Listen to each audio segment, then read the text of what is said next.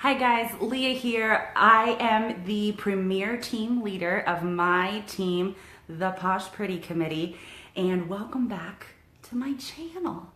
Sometimes when I say that, I feel like a little bit Martha Stewart-like, like, welcome back to my home, but thank the good Lord I'm not Martha Stewart, and if you notice, this camera is angled just so that you don't see all the junk in my house. If you were to see what was behind the camera right now, girl, I'm gonna just keep it real. Like this right here. Anyway, so welcome back to my channel. Welcome back into my home. I want to talk to you a little bit today about organizing your Posh business, about how important it is to set yourself up for success right from the get-go, right?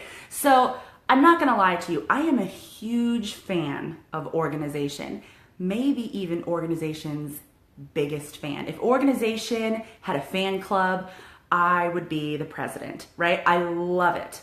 However, the execution, the follow through, actually doing it,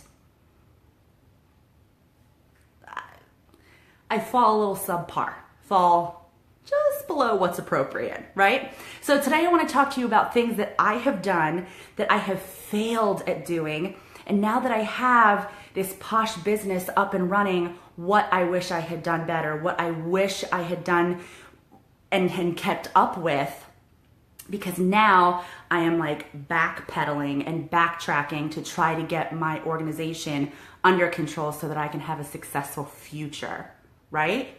You got me? Okay, so the first thing that I want to talk to you about are expenses and taxes. Let's just get that boring topic out of the way, right?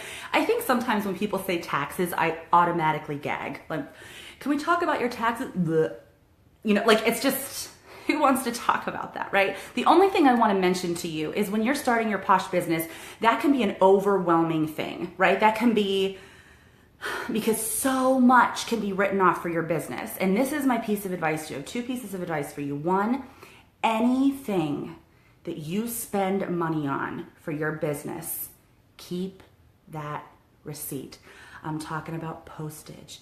I'm talking about stamps. I'm talking about mileage. I'm talking about office supplies. I'm talking about partial internet and cell phone bills. I'm talking if you place an individual Posh order and you use it for samples or whatnot, anything that you spend money on for your business, you keep that receipt. Can we all say it together? Keep that receipt. Keep that receipt. Keep that receipt. You need to keep all of that stuff. It would make a lot of sense if you kept it organized. It would make life easier for a tax consultant down the road. But the important thing is that you have it. That you have it and that you can pull it back, pull it out when the time is right? So that you can try and write off as much of that stuff as you can. The next piece of advice that I have for you is talk to your tax consultant, talk to your tax advisor about possibly filing quarterly taxes, right? Instead of like next January coming and you like screaming every expletive, and I speak from experience, and I'm like, where is that receipt for the mother ever?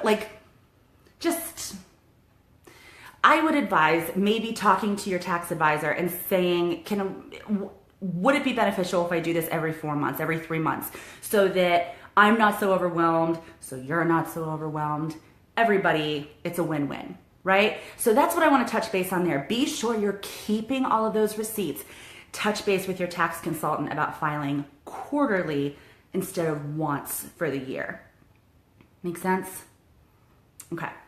The next thing I want to talk about is actually organizing your business. And I want to start talking with something that I started doing and that I stopped doing because I was like, I probably don't need this. This is so tedious. And I don't know, I have a bag of potato chips in my kitchen that I could totally be eating. This is what I really wish I would have kept up with. It is so,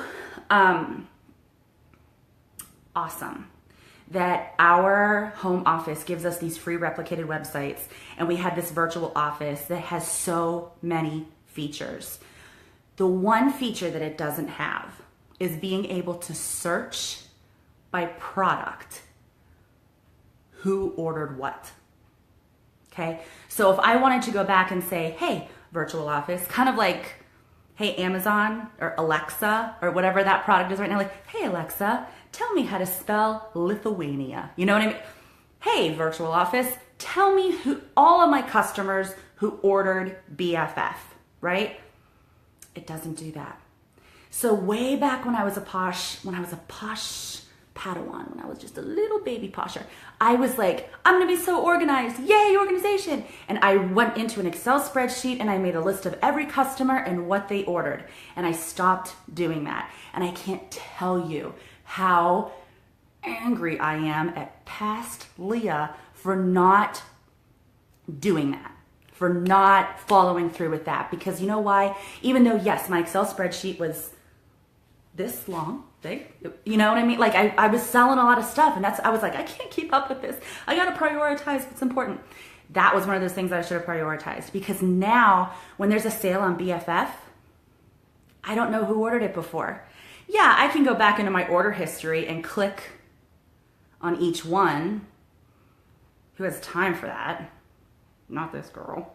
So I'm telling you from the get-go, get an Excel spreadsheet. I suggest an Excel spreadsheet mainly because it has the search feature. A lot of people just do it by handwritten in a notebook. That's awesome too. Whatever system you think is going to work for you. I chose Excel because I could get in there, I could search BFF, and it's gonna show me everybody who ordered BFF. And then I can reach out to those people and say like, hey girl, hey, guess what's on sale this week? Oh, some BFF, what? And then they can be like, oh girl, thanks. I'd be like, yeah, I got you, girl. So you look like you know what you're doing, right? Because you set yourself up for success months ago. So find a system that works for you and keep track of your customers' orders. Keep track of them.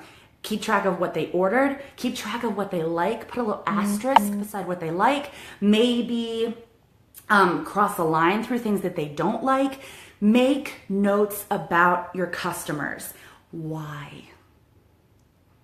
Why should you make notes about your customers? I'm talking like I said, things they like, things they don't like, fragrances they love, fragrances they don't prefer, their birthday, their anniversary. Why do you think it's important to take care of those things and note those things? Put them in a calendar and make sure that you see those things pop up. Because here's the thing, it is we have to admit to ourselves, it is far too easy for our customers to go to Walmart and Target and pick up soaps and lotions, right? Far too easy. It's not going, I think of getting lotion and soap like when I run out. And then by that time, I'm annoyed with myself. Like, well, I should have, now I need it because I need it right now, right? And then I go to the grocery store, I go to Walmart or Target and I just grab it. I don't think to call my consultant, have to wait a week to have it delivered. So we need to stay relevant with our customers. We need to build that relationship. And I know that you have heard that phrase a million times, but I'm going to tell you 1,000,001 and 1,000,002 until it's in your noggin.